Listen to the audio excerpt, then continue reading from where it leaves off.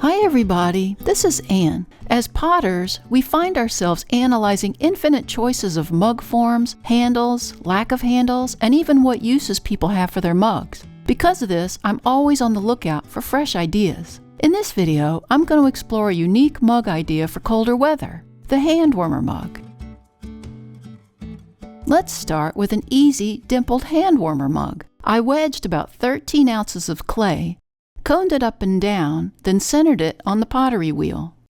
I opened the center of the mound down to 1/4 inch from the bat. I compressed the bottom floor with my thumb. I pulled the clay outward, then began pulling the walls upward and inward like a subtle pyramidal shape. I'm intentionally keeping the mug short to keep the weight down when it'll eventually be filled with liquid. Most importantly, I flared the rim outward just a little. This step stretches the clay enough so that it almost becomes a separate section from the main body. In a minute, you'll see why this matters. I then rounded the rim so it'll be soft for the lips. I put that aside to dry to leather hard. Now here's a mug I made earlier and left out to dry. You can see that the rim is no longer fluid and wobbly. My next step will put stress on the rim. Flaring the rim outward and drying it a bit will help localize the stress to the body so the rim stays round. Let's alter the body by adding dimples. I grabbed the mug naturally. I marked where my ring finger touched the surface. On the other side of the mug, I marked where the thumb rested against the surface. To create the dimples, I used one hand to gently support the inside wall. I wet the finger of my other hand, then pressed the clay inward along the mark that I made in a circular pattern. I repeated this step on the other side of the mug along that mark. Before I set it aside, I want to make sure that the rim is still round. I centered it on my wheel, a banding wheel will work too, and now you can see that the stress from the alterations shifted the height of the rim walls up a bit, but it's still round. I let that dry to leather hard, then decorated it with underglaze illustrations and bisque fired it to cone 04. The dimples helped me to grip it without a handle. To finish it, I used my white liner glaze and brushed it inside and around the illustrations. I used Amico Weeping Plum on the borders. Now on a cold day, I can fill it with a warm beverage and wrap my hands around that to warm them up as I enjoy my drink. Let's make a bit taller mug. To make sure the extra weight from the added liquid won't slip from your hands, I'll add some knuckle handles. Again, I started on the pottery wheel with a pound of clay. I centered it, then opened the floor of the mug a bit wider than I normally would. Now when I pull up on the walls, you can see a little more exaggerated pyramidal shape on the bottom of the mug. I continued pulling the walls up and inward. Once I had the height I wanted, I used my red rib to begin shaping the mug. As I will alter the body of the mug more than the dimple mug, I'm not only flaring out the top rim a bit, I'm also adding an extra separation along just under that top border for extra protection against rim ovaling. I still made sure the top rim was round and flared outward. Now I let that dry to a soft leather hard. Here's one that I made earlier with the same design that's dried so that the rim is no longer wobbly. Using my hands for measurements, I gripped the mug naturally, but making sure I had space between the top 3 fingers, then I marked them.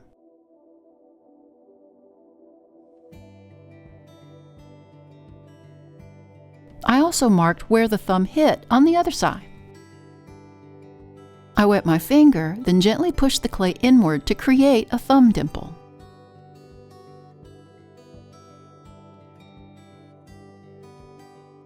On the other side, I moved my pencil back from the first marks about 1 inch and marked the clay surface. I used one hand to support the inside of the mug and wet a finger on the other hand to begin working 3 channels into the clay corresponding to the 3 fingers. Again, I made sure to have a little extra room between my fingers to account for shrinkage as the clay is fired.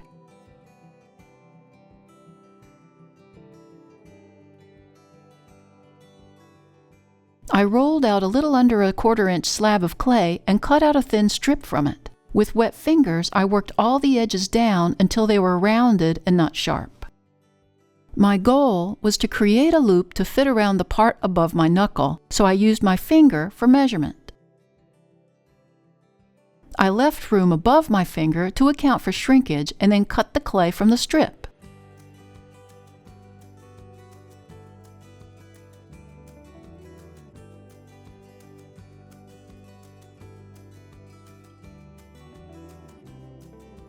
I beveled the edges inward to attach to the curved sides of the mug.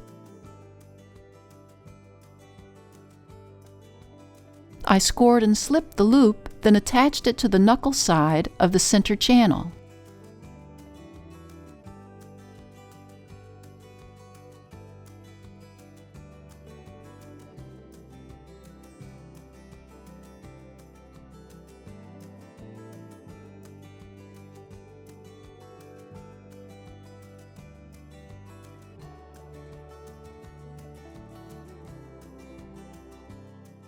I used small coils around the joint to make sure I had a good connection.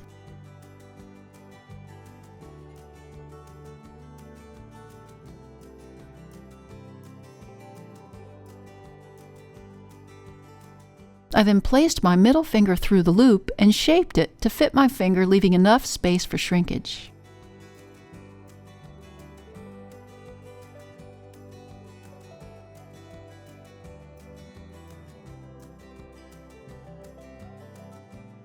I then cut some of the same clay strip to fit around 3/4 of one of my other fingers.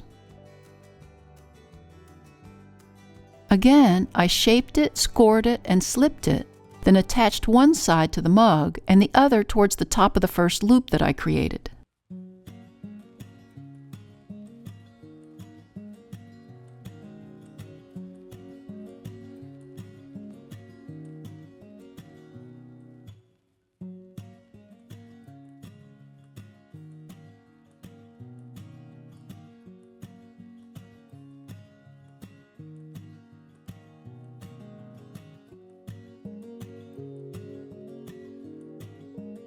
I repeated this step for the third loop.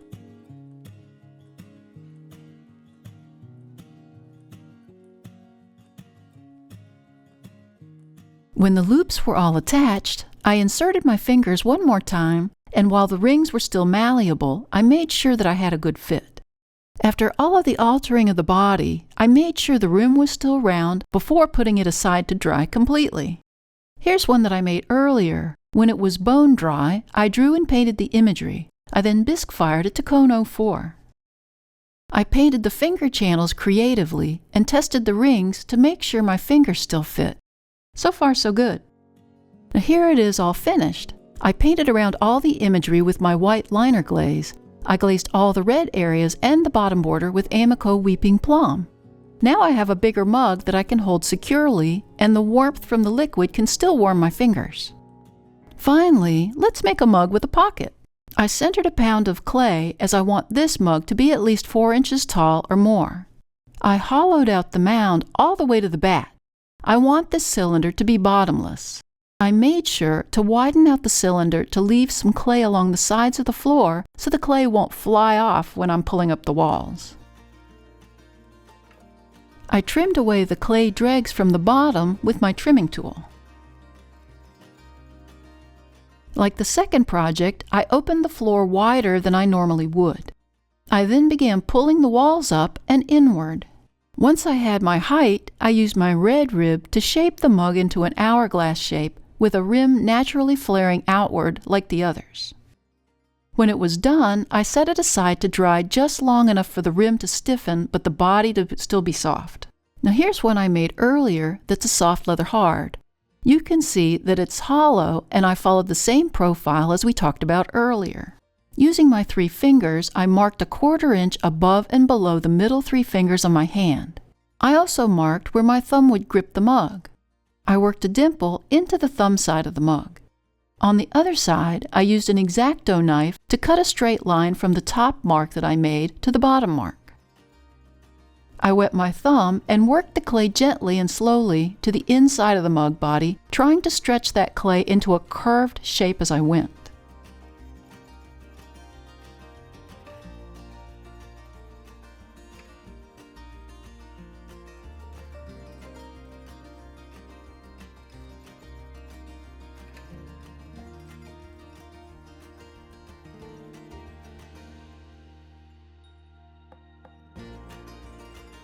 I really took my time to try not to rip the clay at the corners. Unfortunately, I did rip the bottom edge a little bit, so I took a little clay and worked it into both the flap and the clay body until it was seamless. I worked the clay together along the inside edge too, as you can see in the bottom interior of that flap. Now with a wet finger, I slowly stretched the other clay edge outward.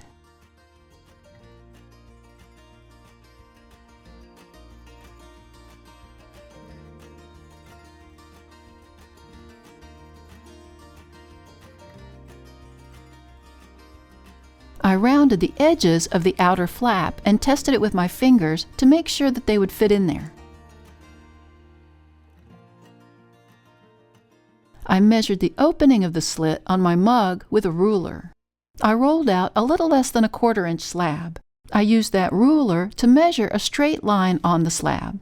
I then measured about 1.5 inches above the center of that line and connected a curved D-shaped gusset from that mark to the edges of the measured line.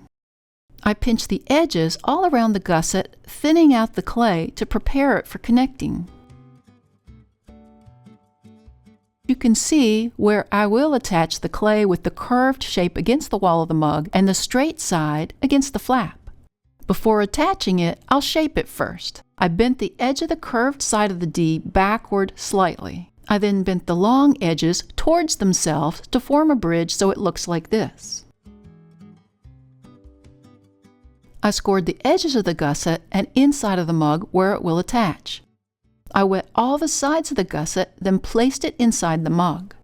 Working both sides of the seam, I attached it firmly and seamlessly in place. I also worked a coil along the inside edge of the pocket between the gusset and the flap. Here's what it looks like from the inside. If you want a bigger pocket, just extend the D part of the gusset. Finally, I made a bottom for the mug. If you want to see the full process of how that's done, check out the video link. Here's a mug that I made earlier where I drew and painted butterflies and flowers around the body when it was bone dry. I bisque fired it to cone 04. You can see I can still get 3, even 4 fingers tucked in that pocket. And here's the finished mug. I glazed around all the imagery with my white liner glaze. I glazed the borders and the inside of the pocket with Opulence wildflower glaze. Now I can warm my fingers right inside the heart of the mug on a cold day. Now I did these on the wheel, but I know these projects can also be adapted to work on hand-built projects as well. I hope you have fun making them. Thanks to the newest members of our Little Street Pottery Research Facility team. If you'd like to join the team and earn a title, click on the Super Thanks button or the link to buy me a coffee. In any case, we invite you to subscribe to our channel, and we'll see you next time in the studio.